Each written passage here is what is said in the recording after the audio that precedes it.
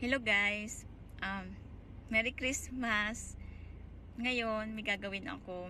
Darating kasi si tatay tsaka yung mga kapatid ko ngayon. Magsasama-sama kami mamayang gabi.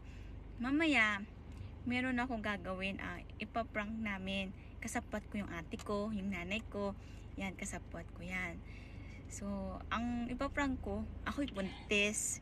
Yan, ano kayong magiging reaction nila na buntis ako tapos hindi ako pananagutan ng aking boyfriend? Ha, hintayin natin yan. Good luck!